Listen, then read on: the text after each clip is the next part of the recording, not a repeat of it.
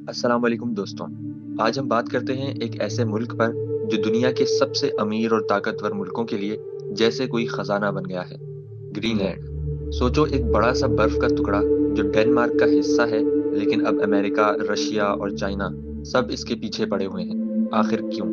آئیے جانتے ہیں اس ویڈیو میں۔ We don't take Greenland. Russia or China will take Greenland, and I am not going to let that happen. One way or the other, we're going to have Greenland. Are you okay?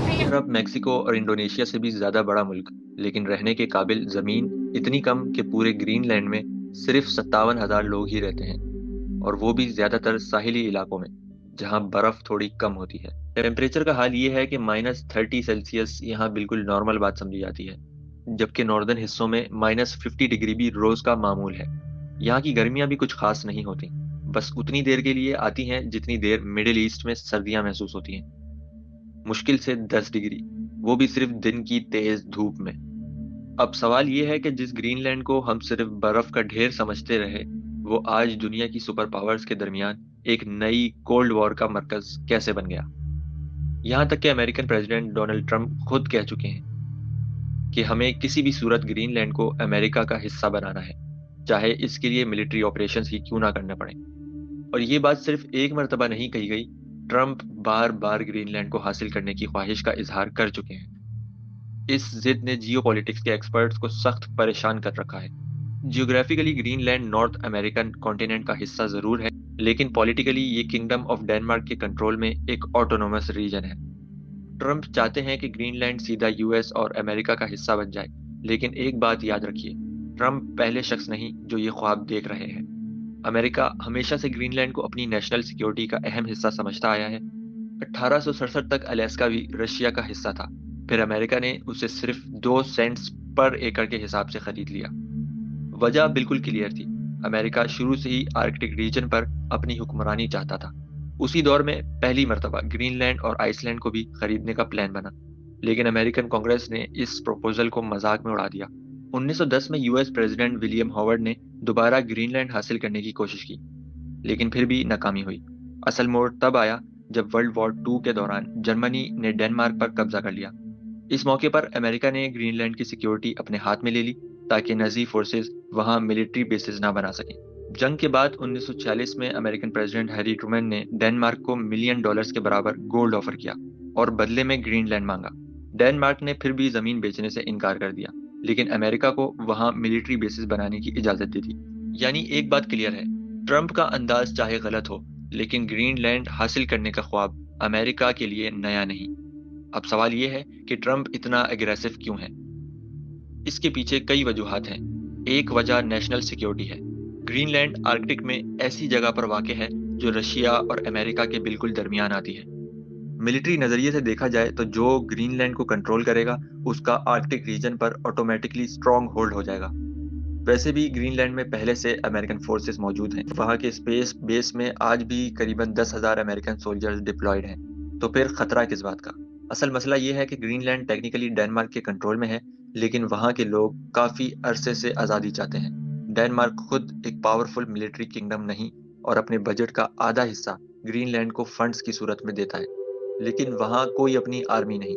Trump کو ڈر ہے کہ اگر کل کو green land آزاد ہو گیا تو وہ امریکن بیسس ہٹانے کا کہہ سکتا ہے یا پھر رینٹ بہت زیادہ بڑھا دے۔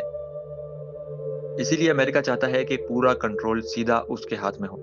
بات چاہے کسی حد تک صحیح ہو، لیکن دنیا ٹرمپ کی نیت پر شک کرتی ہے، کیونکہ امریکہ کا پاسٹ ریکارڈ کچھ خاص صاف نہیں۔ عراق پر حملہ ویپنز اور ماس ڈسٹرکشن کے بہانے سے ہوا، جو بعد میں ملے ہی نہیں۔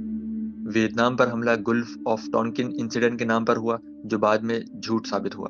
لیبیا پر حملہ ہیومن رائٹس کے نام پر ہوا، جبکہ بہت سے ایکسپرٹس کے مطابق اصل مسئلہ گولڈ بیسڈ کرنسی تھا جو ڈالر کی مونوپلی توڑ سکتی تھی۔ اس لیے آج یہ سمجھا جا رہا ہے کہ گرین لینڈ کے کیس میں بھی رشیا کا خطرہ صرف بہانہ ہو سکتا ہے، اور اصل نشانہ وہاں کے ریسورسز ہیں۔ گرین لینڈ دنیا کے ان چند علاقوں میں سے ہے جہاں ریئر ارتھ ایلیمنٹس کے بہت بڑے ذخائر موجود ہیں، جنہیں فیوچر ٹیکنالوجی کی آکسیجن کہا جاتا ہے۔ نیوڈیم، گیلیم، یورینیم اور سلیکون۔ آج کے وقت میں ان منرلز کی 90% سپلائی پر چائنا کا کنٹرول ہے، اور چائنا نے ایکسپورٹس پر لمٹس بھی لگا دی ہیں۔ امریکہ چاہتا ہے کہ گرین لینڈ کے ذریعے چائنا کی مونوپلی توڑ دی جائے، صرف منرلز ہی نہیں، سرویز کے مطابق نارتھ ایسٹ گرین لینڈ کے نیچے ہی 31 ارب بیرلز آف آئل چھپا ہوا ہے۔ باقی پورے گرین لینڈ کا اندازہ آپ خود لگا سکتے ہیں۔ اس کے علاوہ ایک اور بہت بڑی وجہ ہے انٹرنیٹ کیبلز۔ دنیا کا انٹرنیٹ سمندر کے نیچے بچھی کیبل سے چلتا ہے، اور گرین لینڈ کے قریب سے گزرنے والی کیبلز امریکہ اور یورپ کو جوڑتی ہے۔ رشیا کی گھوسٹ ویزلز اکثر ان کیبلز کے آس پاس دیکھی جا چکی ہیں۔ اور پھر آتا ہے سب سے بڑا game changing factor, north west passage. Global warming کی وجہ سے آرکٹک کی برف پگھل رہی ہے، اور یورپ اور ایشیا کے درمیان ایک نیا سمندری راستہ کھل رہا ہے۔